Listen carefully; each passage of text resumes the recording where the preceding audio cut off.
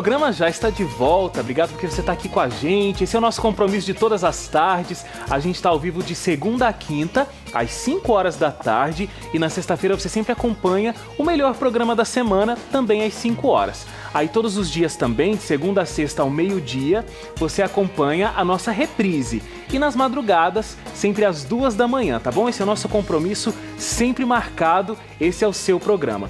Hoje a gente está conversando sobre carreira, sobre profissões, a gente está recebendo aqui a Samira Toledo, que é coordenadora de RH aqui na Novo Tempo, e também a nossa colunista sempre traz esses assuntos sobre carreira e profissão aqui no seu programa. A gente vai conversar um pouquinho nesse bloco sobre aquele momento tão temido da entrevista. Esse é um momento realmente temido, né, Samira? As pessoas têm um gelo no corpo que dá... Fui chamado, agora vou ter que passar pelo entrevistador. É natural, né? Porque ninguém gosta de ser avaliado, né? Em nada, nenhum aspecto da vida. E o momento da entrevista é um momento de avaliação. Então você já cria a expectativa do que o recrutador vai pensar de você, quais serão os testes, quais serão as perguntas, como é a empresa. Por isso que fica sempre aquelas dicas, né? Pesquisar qual é a empresa, como que é o comportamento da empresa, não chegar atrasado para que você não fique mais tenso, que dê tempo de ir ao banheiro, de tomar uma água. Mas é natural que as pessoas fiquem nervosas, né? E o entrevistador também assume um papel de colocar a pessoa contra a parede, né? Na verdade, a gente costuma falar que é uma máscara, né, no momento. Quem me conhece na entrevista, depois a gente acaba trabalhando no dia a dia, fala, nossa, Samira, aquele dia foi bem complicado você, né? Gente, a Samira, eu já participei de processos seletivos com ela, viu? Ela é terrível. Ela encosta a pessoa na parede e se ela percebe que a pessoa tá dando uma titubeada, não tá sabendo o que falar, ela vai encostando, a pessoa... Não assusta, Wagner. É verdade, Samira. Olha, existe a necessidade, a avaliação é muito completa ali. É importante, é claro, que nenhum processo de seleção, ele é 100% efetivo, porque eu digo que a avaliação serão os 3 meses da experiência, mas ele ajuda a entender se a pessoa consegue passar ali por um momento de pressão, se ela tem uma dissimulação, se ela tem ali um contexto de mentir em algumas ocasiões. É um momento investigativo. Se ela não consegue sustentar uma informação que ela passa, né? Mas assim, no geral, é importante, por isso que é trabalhar com a sinceridade, ser o mais honesto possível. Eu sempre, no começo, eu falo, olha, você tá nervosa, né? Toma água, a gente tá aqui para bater um papo. Isso é verdade também. A gente vai conversar, sabe, eu costumo sempre deixar a pessoa mais à vontade possível. Mas não adianta, porque ela sempre vai ficar nervosa. E a gente... Teve uma participação aqui no primeiro programa que a gente falou sobre qual é o maior desafio na vida das pessoas, né? A gente falou sobre novos desafios. Uma pessoa respondeu assim, o maior desafio que eu tive na vida foi passar por uma entrevista com a Samira, mas tudo bem. Eu não duvido, mas o importante é que todo mundo que depois trabalha fala, olha, Samira, foi muito bom, porque eu pensei naquele ponto, você também não é tão brava desse jeito, então fica a dica, viu? Eu não sou tão brava assim no dia a dia, não. A gente faz isso mesmo porque faz parte do processo de seleção mesmo. Então, você já deu uma dica, que a pessoa tem que ser bastante sincera, porque depois ela não vai conseguir sustentar isso nem no decorrer do processo seletivo e muito menos naqueles 3 meses de experiência. É isso mesmo. Se você não conhece alguma coisa, já diga, não entendo, olha, desculpa, não conheço. Isso não é ruim. O entrevistador, ele leva em conta realmente a sua honestidade, a sua transparência. O que mais de dica na hora da entrevista? Bom, na hora da entrevista é importante olhar nos olhos do entrevistador, né? Quando você abaixa os olhos para responder, a gente acaba utilizando a neurolinguística, que é o comportamento realmente do corpo mesmo. O corpo fala, para onde vai olhar, né? Então, fite os olhos, você pode até apertar as mãos, porque geralmente é mesa, aperte as mãos, aperte a perna, não coloque os braços na mesa e também não se acomode relaxado na cadeira, porque tudo isso faz parte de uma avaliação. Olhe para o entrevistador, responda somente o que ele lhe perguntar.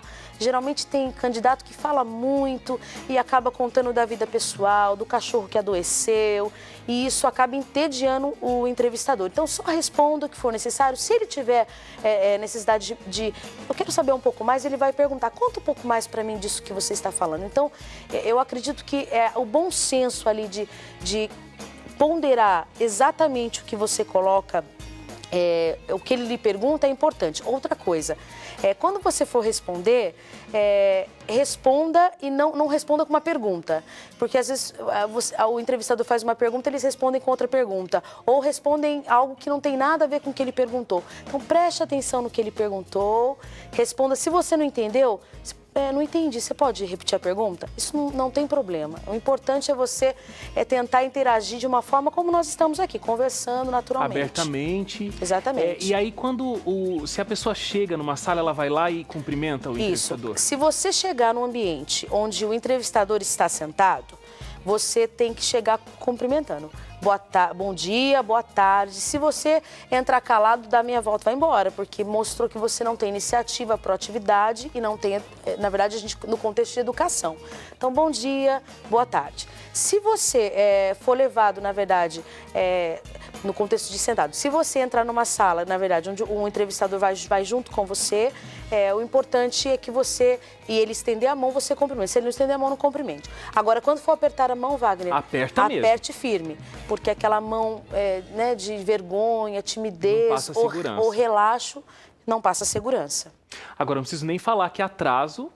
Não, atraso não é legal. E acontece muito, viu, Wagner? Hoje mesmo passei por uma situação de atraso. E a gente fala, olha, tudo bem, né? Nós vamos entrevistar, meia hora de atraso, mas não fica bom para a imagem da pessoa. É importante, se você não conhece o lugar, 2 horas antes, você precisa primeiro fazer toda a pesquisa da localidade e 2 horas antes, nem que você chegue 1 hora antecipado, mas é importante que saia.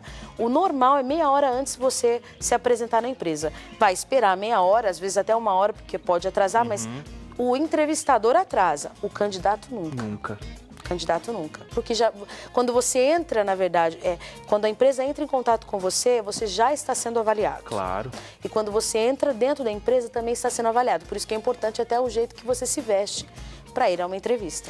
Samira, deixa eu te falar algumas dúvidas que estão chegando aqui pelo Facebook, pelo Twitter. Olha, a Carla Silva Santana, um abraço para você, Carla, obrigado pela participação. Ela diz, a minha maior dificuldade é a aceitação das pessoas. Há um certo preconceito em relação a copeiras e cozinheiras. Eu sou apaixonada pela culinária, trabalho em cozinha industrial e minha função é saladeira. Mas quando a pessoa me pergunta, onde você trabalha? Eu digo, trabalho em cozinha. Wagner, logo em seguida, depois, pergunta e resposta, fica um vazio constrangedor. Na verdade, não é nada que desaprove ser uma doméstica, trabalhar na limpeza, ser copeira. Se existe um preconceito, o preconceito na verdade, ele está em todo lugar, mas ela não deveria se preocupar com isso, porque se ela gosta do que faz, se ela se sente bem com essa profissão e se ela não está incomodada, ela tem que valorizar isso mesmo, contar com alegria. Agora, se isso incomoda porque ela não gosta do que faz...